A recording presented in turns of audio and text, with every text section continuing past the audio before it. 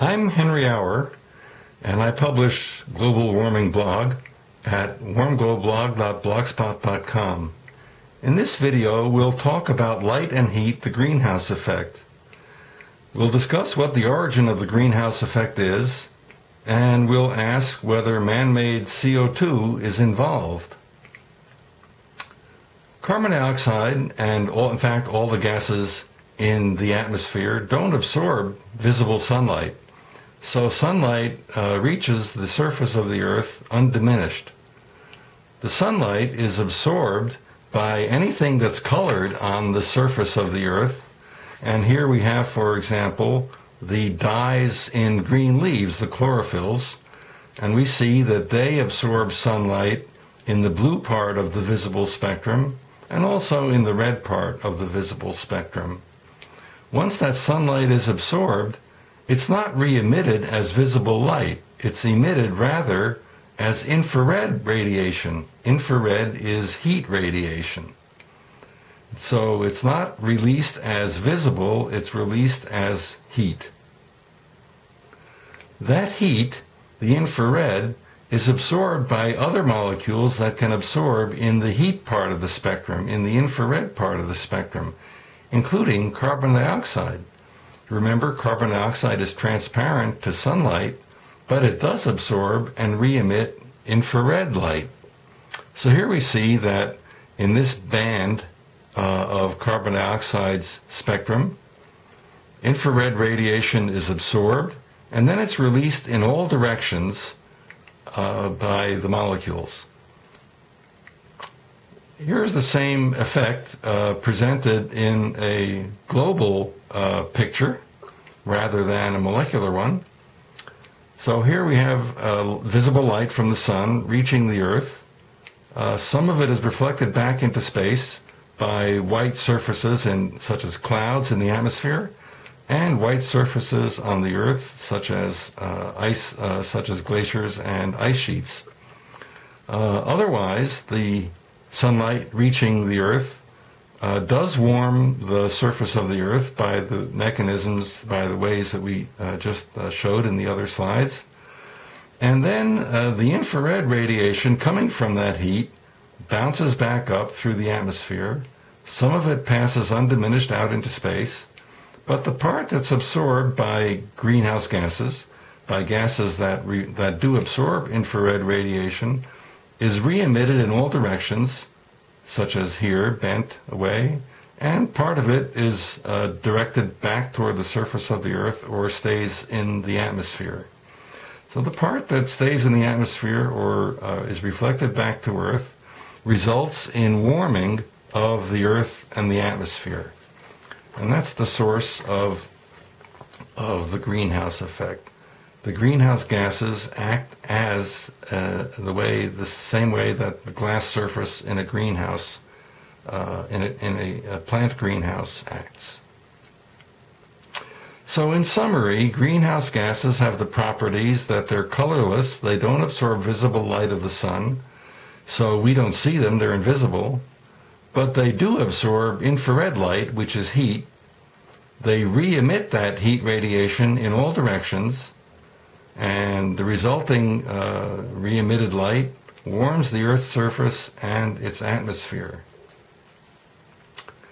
Well, the greenhouse activity of carbon dioxide was actually recognized quite early. It's not an original current source of discussion.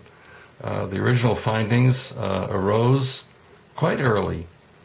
John Tyndall, the British physicist, discovered in 1859 that carbon dioxide does absorb infrared light. And in 1896, the Swedish chemist Svante Arrhenius took this a little further, identified the properties of carbon dioxide and the way it serves as a greenhouse gas.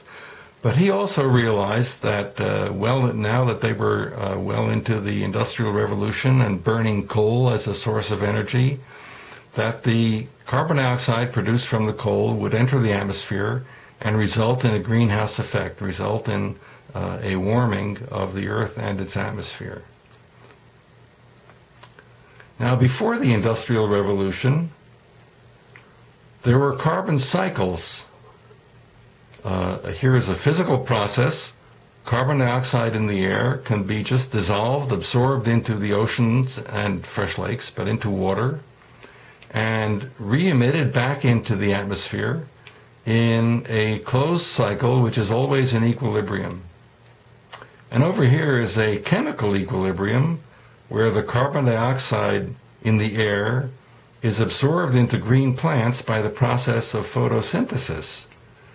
That carbon dioxide, of course, it's turned into wood and sources of nutrition, ultimately decay by rotting, or else they're used by animals and humans as fuel and as food, also producing CO2. So for millions of years, this chemical process was also in equilibrium. There was no change from these processes coming in the concentration of carbon dioxide that was left in the atmosphere. But during the industrial era, the additional carbon dioxide that's produced is a carbon arrow. It's a one-way arrow.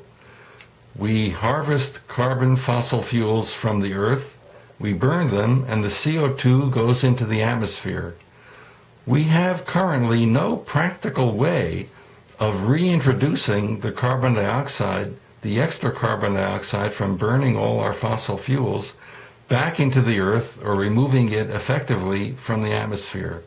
So as a result, our use of carbon-containing fossil fuels is in fact a one-way carbon arrow from the earth to the atmosphere. This carbon arrow actually results in an increase in the concentration of carbon dioxide in the air. Before the Industrial Revolution began, the concentration of carbon dioxide was about 280 parts per million, which would be down here on this scale. Parts per million means that if you have, say, 1 million cubic feet of air, about 280 cubic feet of that would be carbon dioxide.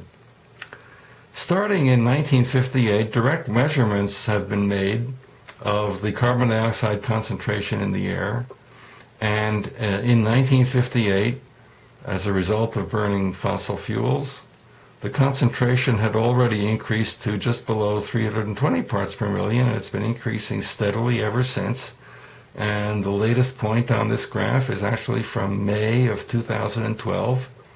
And you see it's at 397 parts per million. And it's thought that it's projected that it will keep on increasing in future years because mankind's use of fossil fuels is increasing all the time. Now, an easy way to think of the atmosphere is as a carbon dioxide bathtub. We're introducing carbon dioxide through this carbon dioxide faucet by burning fossil fuels and filling the bathtub. But this bathtub, the drain is essentially closed off, not completely, but largely closed off, so that much more CO2 is entering the bathtub than is leaving it. And as we said, before the Industrial Revolution, the level was at 280 parts per million in this carbon dioxide bathtub. And right now it's at more than 390, we said 397 parts per million, and continuing to fill up. The carbon dioxide in this bathtub doesn't go away. There's no mechanism, as we said, the drain is closed, there's no mechanism for removing carbon dioxide from the atmosphere, from this bathtub, so that it remains filled for, many scientists believe, several hundred years, and some think it may be as long as several thousand years. So as long as the carbon dioxide faucet is open and delivering more CO2 into the bathtub, it's going to keep on filling up. So in this video, we've talked about light and heat, the greenhouse effect. We've shown that the greenhouse effect is a trapping of heat by greenhouse gases in the atmosphere that absorb infrared light that there's a one-way carbon arrow resulting from man's burning of fossil fuels and injecting carbon dioxide into the atmosphere. And the carbon arrow is filling the atmospheric carbon dioxide bathtub more and more without cease. So in coming videos, we'll talk about the correlation between greenhouse gases, the greenhouse effect, and global warming.